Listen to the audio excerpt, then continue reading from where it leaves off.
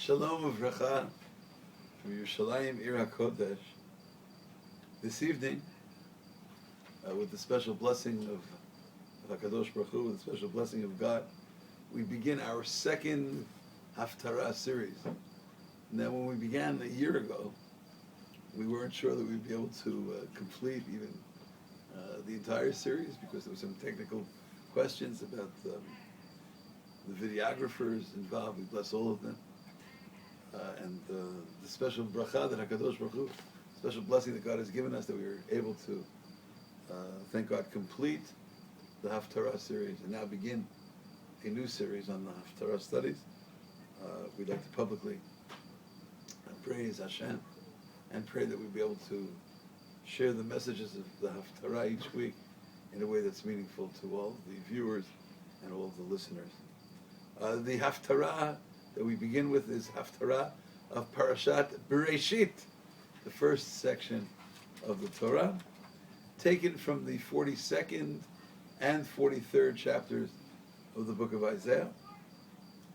I would like to focus on a sentence which is well known in the Jewish liturgical order. We even spoke about it a little bit last year as well. The sentence is, Hashem Hafetz L'ma'an Sidko Yagdil Torah V'yadir. Those following you the text, chapter 42 of Isaiah, sentence 21. Perek Membet, Pasuk Kaf Aleph. Hashem was interested in the righteousness of Israel.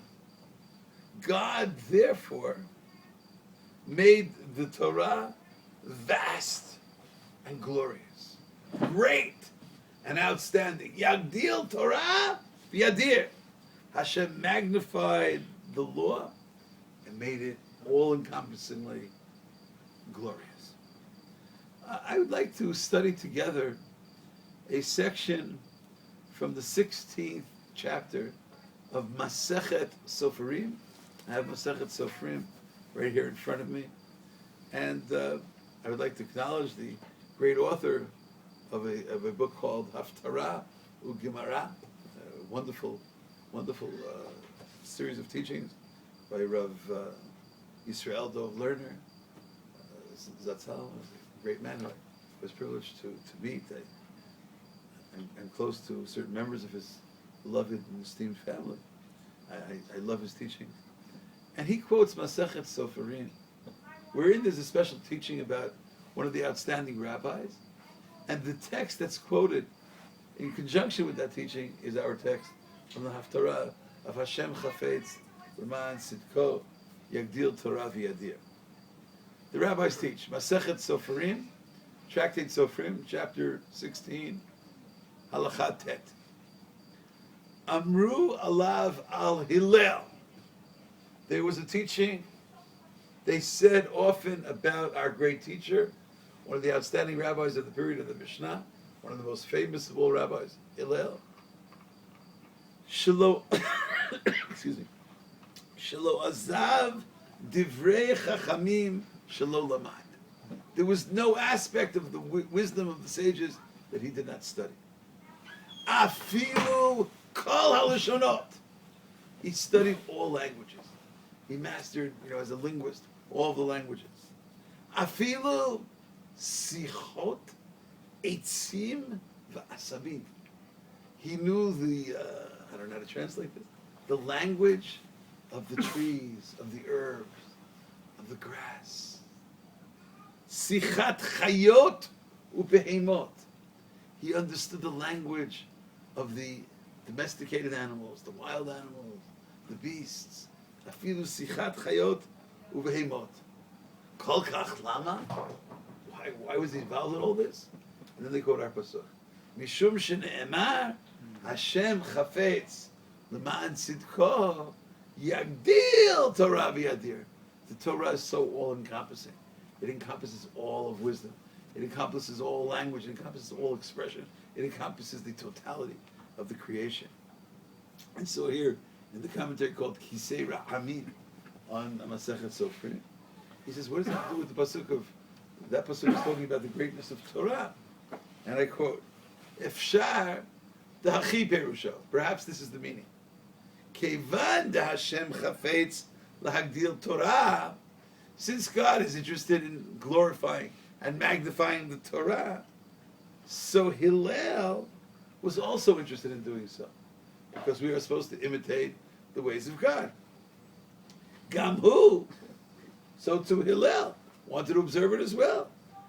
L'kayem v'halachta midracha, and says walk in the ways of God. So lamad kol zeh, he studied all this wisdom. Umikol davar, and in every aspect of what he studied, he saw an aspect of Torah. He saw an aspect of perfection. He saw an aspect of the divine message. Umikol davar nimshach eze davar lahagdil Torah.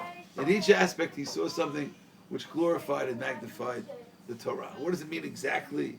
Sichot eitzim v'asabim. Is it the message? The learner writes here, maybe is this merely poetic? Are we talking about as if when the winds blow, the sounds that are made?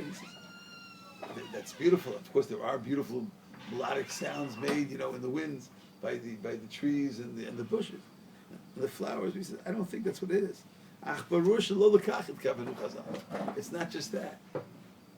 Mistaber yoter, he says it's more probable that this is connected to that which we study in the book of Kings.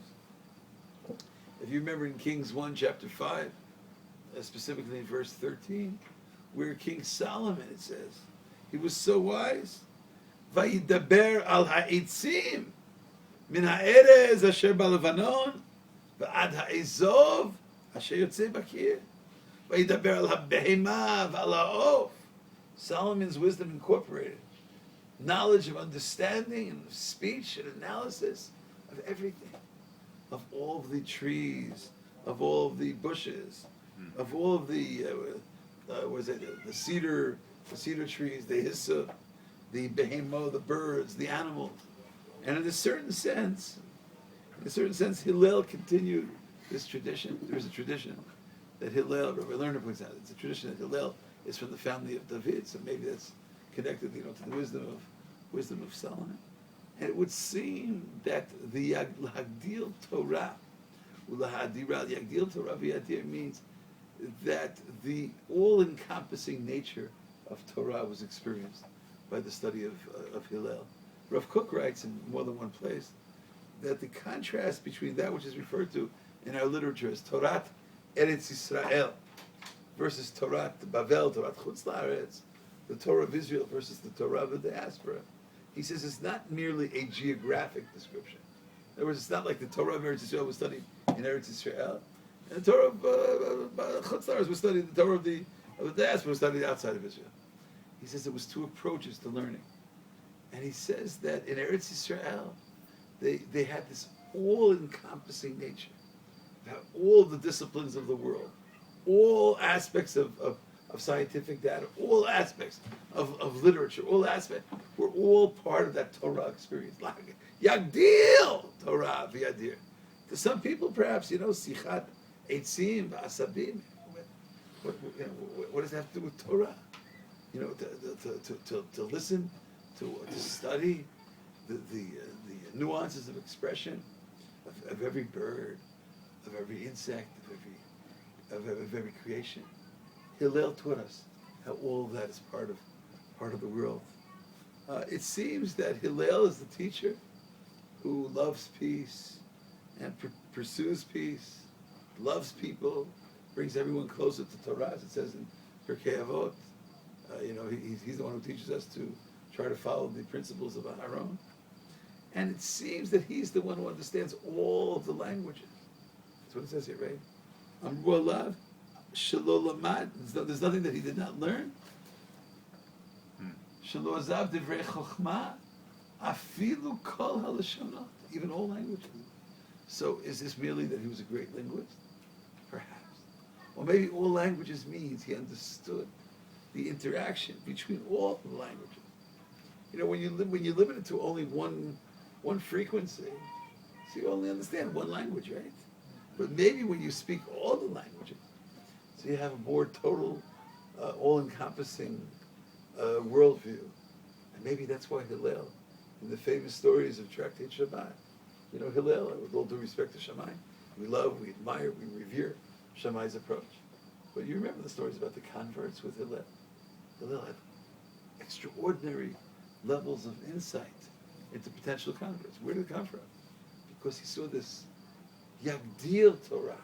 He saw the Yadir in a different way maybe than many other people saw. Maybe it's because of this Yagdil Torah that he was able to see beyond the levels that other people saw in the potential of these converts. And I believe I once saw in Rabbi Nachman of Breslov's writings, he says that at the Seder of Pesach, there's a certain point where we have it's called korech, roughly translated as some kind of a sandwich, right? Remember? Korech, right? Korech.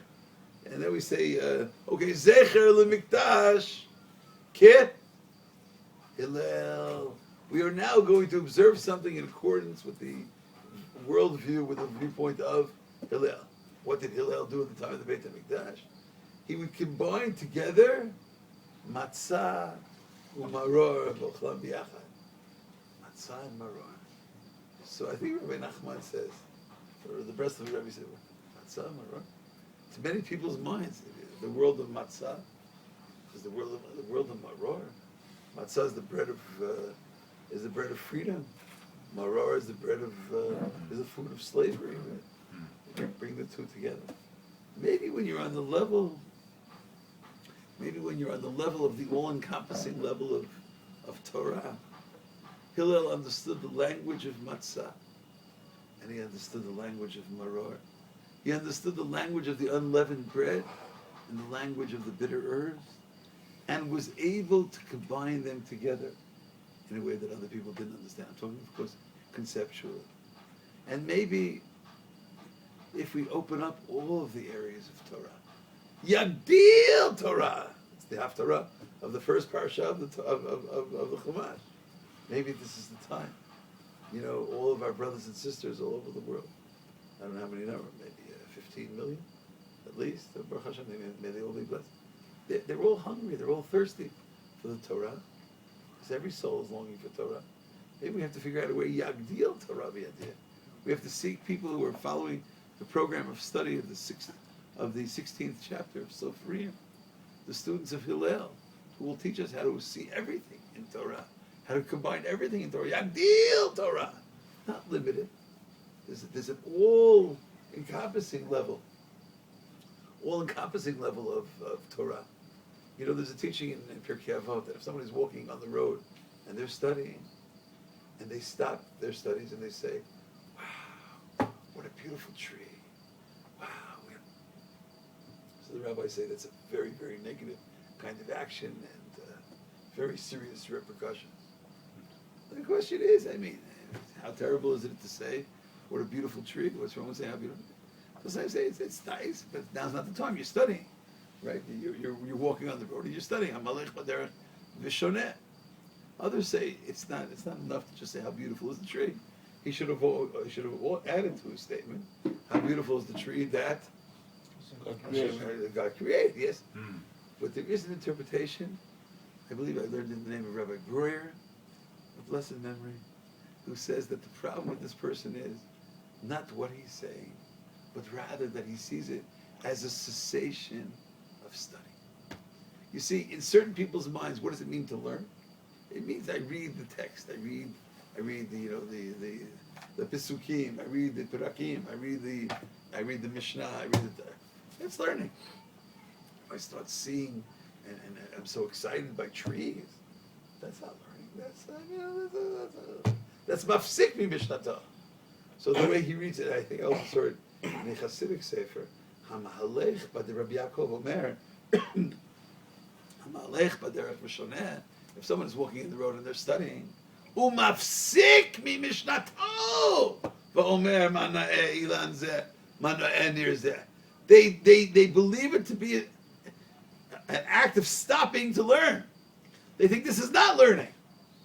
So ma'aleh alav hakatuv ki ilu mitchayev b'nafsho. Such a person is charged with the sin against their soul, because then maybe you haven't studied the all-encompassing nature of Torah, which is the Agdil Torah. Maybe you should be able to see the Torah in that plowed field. Maybe you should be able to see Torah in that tree as well. And that's what Hillel taught us. And that's part of the Haftarah of the first section of the Chumash. May HaKadosh Baruch Hu help each of us, each one in his or her own way, L'Hagdil Torah U'Lahadira, in the spirit of our great teacher. Thank you so much for listening.